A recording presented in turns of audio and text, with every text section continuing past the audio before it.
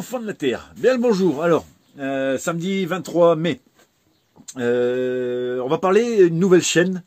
Parce que voilà, j'ai été chercher un pamplemoussier. Alors, sachez qu'ici, quand on veut mettre des agrumes dans son jardin, on passe pour un fou. Donc j'ai vu une annonce et j'ai dit tiens, je vais aller chercher mon pamplemoussier. Ça va être sympa, des pamplemousses, c'est excellent en plus. Et je suis tombé sur quelqu'un.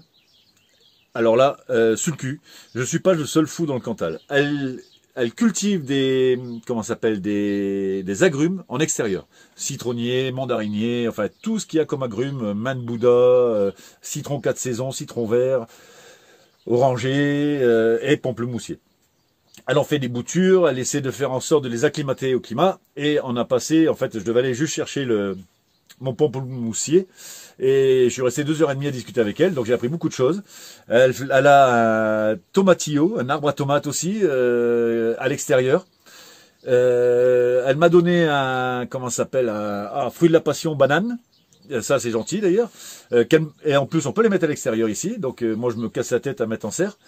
Donc je l'ai mis en serre, mais après dès qu'il y aura des rejets, je crois que je vais les mettre à l'extérieur. Mais il y a un puits de science, et en plus elle dit qu'elle doit encore apprendre, comme tout le monde. Donc c'est Aurélie Jardine, je vous mettrai les liens dans les commentaires.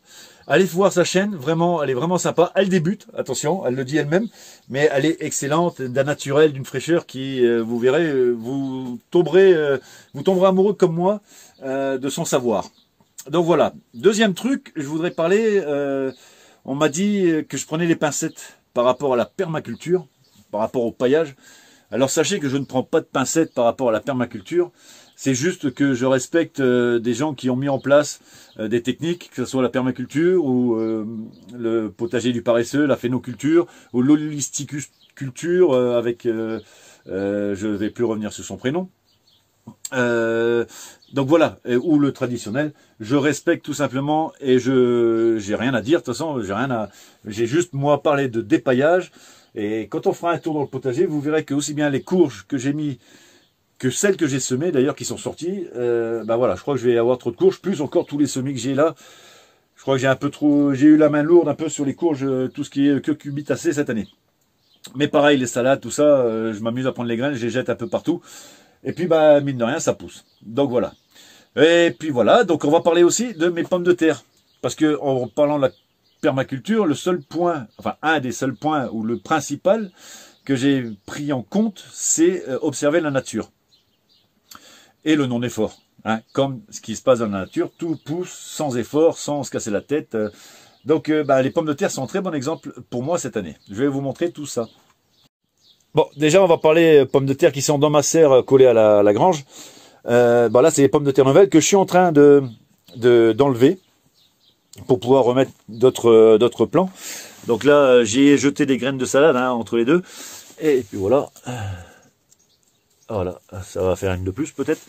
Mais bon, voilà, j'ai mis des cucurbitacées, tomates, persil, choux, et puis je vais implanter encore un peu plus dru. Comme je disais à une copine qui est venue hier, ben voilà, quand on regarde en fait au niveau des espaces naturels, tout est mélangé et tout est dru au niveau des semis, donc enfin au niveau des herbes. Donc je fais pareil. Donc là, on peut dire que c'est de la permaculture. Il n'y a pas de rang, il n'y a rien. Donc, revenons à mes patates. Donc là, ouais, c'est celle de la serre. Donc, je suis en train de les récolter. Et pour avoir ces fameuses patates nouvelles, donc voilà, vous voyez, il n'y a plus qu'à les prendre. Je pourrais les laisser pousser, mais j'ai besoin de place. Donc, je récupère tout ce qui est petit. Et comme ça, je vais réintégrer ça dans les zones où il y a déjà des pommes de terre. Alors, on va aller voir à l'extérieur maintenant. Donc, alors, que pourrais-je dire sur mes pentières, mes cooks comme ils disent ici. Donc voilà, cette zone-là, il y avait des pommes de terre, j'avais pas tout pris, et puis l'année dernière était un peu compliqué avec les grosses températures. Du coup, tout a repoussé. On pouvait voir, et puis avec les topinambours, et cette année, n'ont pas été mangés, faut dire il y en avait beaucoup, par les limaces, et ils sont de belle taille déjà. Donc ça va être un peu cossu au niveau du ramassage, de la récolte entre les pommes de terre et les topinambours, on verra bien. Ici pareil, vous voyez, ça a poussé tranquillement tout seul, mais ça pousse vraiment. Alors, voilà, ici je me suis retrouvé avec un tournesol, et je me suis aperçu que la rangée de tournesol ici, contrairement à là-bas, il y a des graines qui ont dû tomber parce que voilà. Alors heureusement que je fais gaffe quand je coupe les mauvaises herbes entre guillemets, mais il y en a quelques-uns qui ont repris, et peut-être là en dessous encore, mais je sais que j'avais mis les framboisiers aussi, mais bon. Alors les pommes de terre, bah voilà ici des beaux, alors je vais essayer de prendre un peu plus large, des beaux blancs là qui montent. J'en ai un qui a poussé à l'intérieur avec mes courges, et j'ai même des plants de tomates qui ont repris. Mais vous voyez un peu le non-effort, c'est que là j'ai rien planté, à part un petit sac de 3 kg. Voilà, encore des pommes de terre. Alors j'ai quelques dorifores, j'en ai eu 3 ou 4 là, depuis le début, mais bon, on s'en sort bien.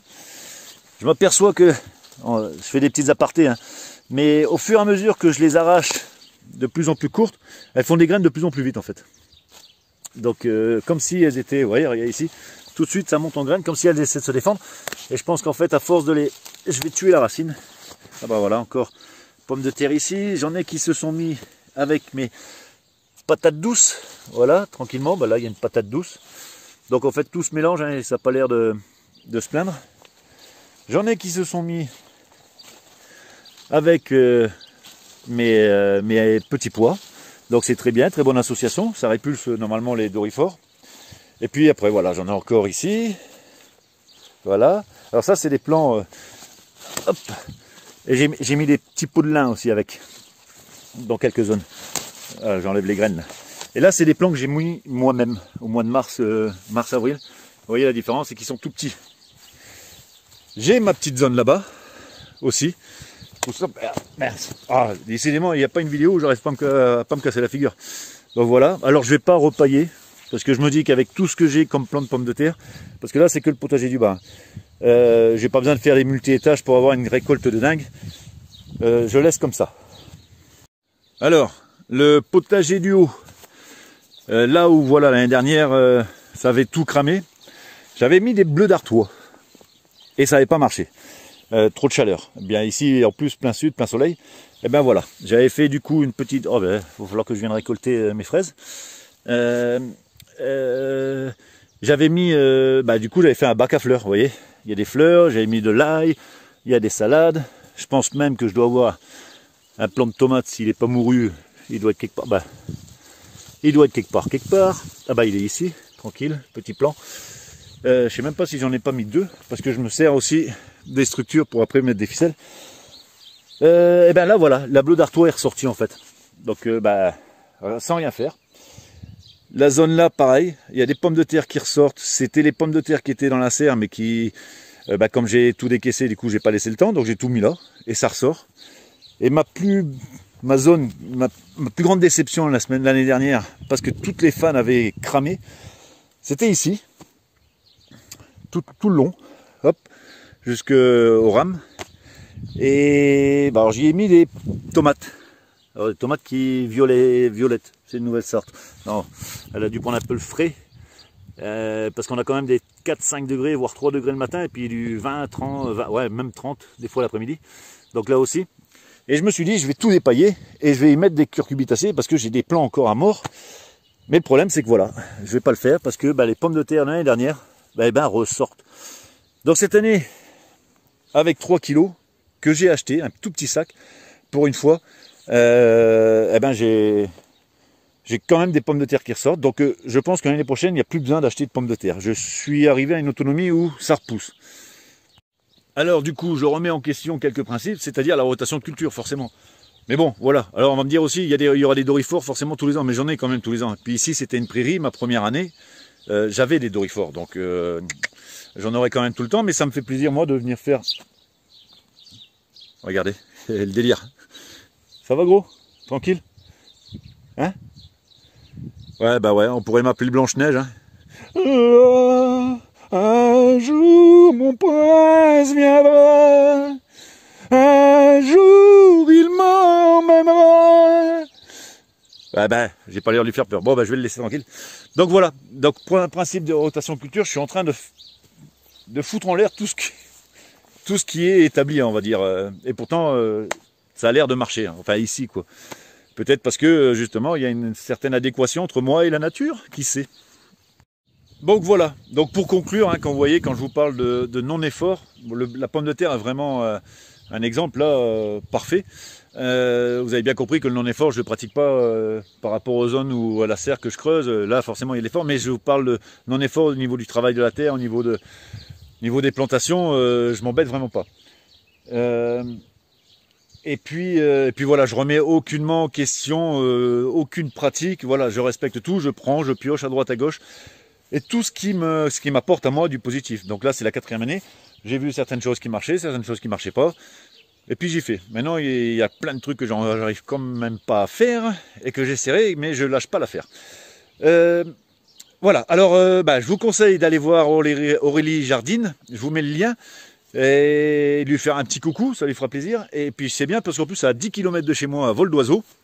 Donc j'ai pas besoin d'attestation et c'est vraiment une belle personne, elle a une belle famille, un beau jardin et c'est surtout cette connaissance sur les agrumes est impressionnant quoi. Donc tout ce qui est un peu trop exotique on va dire dans un jardin dans le Cantal. Donc voilà, et les bananiers aussi, elle fait aussi les bananiers, un truc de malade. Donc j'ai recommandé des boutures pour le mois de septembre. Ça va agrémenter ce petit jardin. Je vous embrasse tous bien fort, profitez bien de vos proches, profitez de vous. Et puis, respect et tolérance, hein, surtout. Allez, bisous, bye.